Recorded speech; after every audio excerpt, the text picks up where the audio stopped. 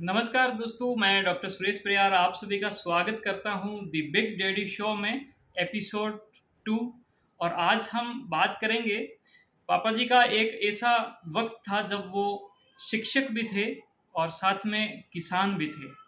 और ये बात है लगभग 1995 के आसपास या फिर 93 के आसपास।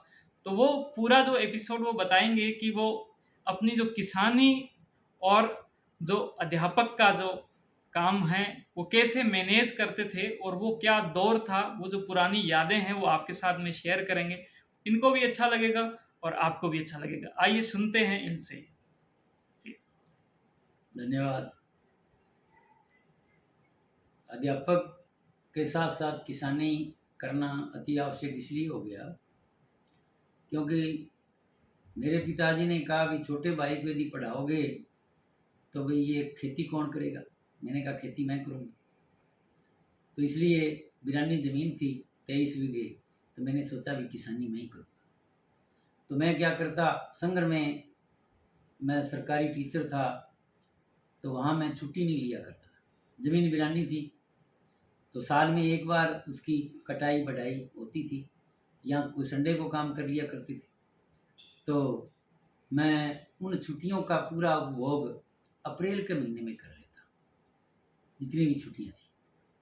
बाकी मैं पूरे साल भर बहुत कम छुट्टी लिया करता था। इस तरह से मैंने अध्यापन के साथ साथ किसानी भी की।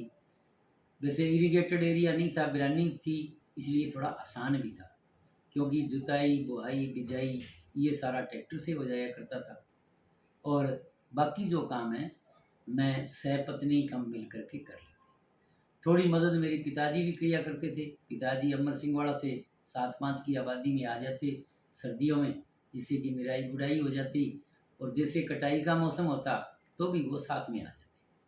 तो ज़्यादा हमने मजदूर भी नहीं लगाए और कुछ जो एग्रीकल्चर मशीनें हैं उनका भी उपयोग कर लेते, और इस तरह से किसानी भी हो जाया करती थी। तो ये आप जब स्कूल जाते थे तब ये किसानी होती थी या पहले स्कूल जाकर वहाँ पर बच्चों को पढ़ा के फिर वापस आते वक्त होता था? और किसानी के अंदर आपको पता है कि जो अपनी जो वेशभूषा है वो भी अलग होती है और वो खराब भी हो जाती है। तो स्कूल को और किसानी को कैसे मैनेज करते थे आप? ये थोड़ा इस तरह से था कि मेरा खेत जो था वो संगर और 7-5 की आबादी के बीच में पड़ता था। तो इसलिए क्या है कि थोड़ा मुझे आसान भी था। जब अप्रैल का महीना आ जाता, स्कूल लगता, कई बार स्कूल भी जाना ज़रूरी होता एग्ज़ाम के टाइम में, तो मैं स्कूल सुबह 7 बजे चला जाता और वापस मैं जैसे ही 12 बजे छुट्टी होती, 7 से 12 बजे, 12 बजे में मैं मेरे खेत में पहुंच जाता। तो वहाँ मेरे क्या है कि दूसरे जैसे कोई पजामा कमीज साफा, दूसरे जूते, वहाँ एक बेड़ी होती थी, नीचे पड़े होते, और वहाँ क्या है कि विशेष है वो खाना वाना लेकर के सारा काम वहाँ तैयार होते, मैं वापस आकर के फिर काम लग जाता। और दूसरा ये था कि वहाँ थोड़ा जानवरों का भी प्रकोप था। जैसे मान लो कि भी हिरन है या जैसे नीलगाय, तो उसकी रखवाली के लिए भी क्या करता, मैं सुबह जाता और सर्दियों में पैदल जाता खेत में से, और वापस जैसे 4:30 बजे आता तो वहाँ मैं रुक जाता खेत में। कम से कम 6 बजे 7 बजे जैसे एक दिन अंधेरा पड़ता तब तक मैं उसकी रखवाली भी करता, और उसके बाद मैं अपने घर आ जाता। तो ये मेरा दिनचर्या थी जो कि लगातार चलती थी। और उस ज़माने में ऊँटों से बुआई बिजाई होती थी, तो मेरे पिताजी भी ऊँटों से बिजाई करते थे। एक बार उनका घुटना जवाब दे गया, बोले मेरा इतना दर्द हो गया घुटने में कि मैं अब बिजाई कर नहीं सकता। तो मैंने कहा चलो मैं कर लेता हूँ। तो वो मुझे एक मौका मिला तो चने बीजने का। तो जैसे ही मैंने वो स्टार्ट किया, कुछ तो थोड़ी प्रॉब्लम आई 1-2 बारी अढ़ाई में, तो उसके बाद मैं ऊँट से बिजाई करना भी सीख गया, और वो भी मैं अनवरत फिर जारी रखा। बहुत ही शानदार बात बताई। बस इसमें एक बात रहेगी कि उस वक्त मैं कहाँ था? कि मैं जब वहाँ पर मुझे आप कहाँ रखते थे, मैं वहाँ था या कहाँ था?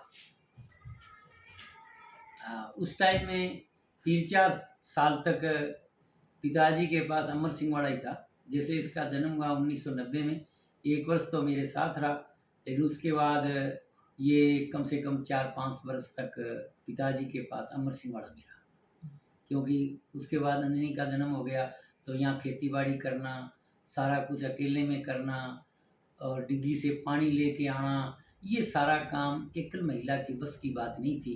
इसलिए सुरेश को अमर सिंहवाड़ा में छोड़ना अति आवश्यक हो गया। इसलिए ये 4-5 साल तक अमर सिंहवाड़ा में रहा और शायद कच्ची-पक्की जैसे पुराने ज़माने में होती थी, तो वो यहाँ स्कूल भी जाया करता था।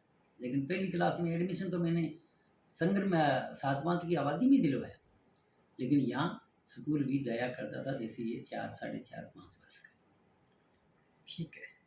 तो बहुत ही जो पुरानी जो यादें हैं, वो इस एपिसोड के माध्यम से आपकी भी ताज़ा हुई है और जो हमारे साथ में जो जुड़े हुए हैं, हमारे जो सारे जो परिवारजन हैं, उनको भी बड़ा अच्छा होगा।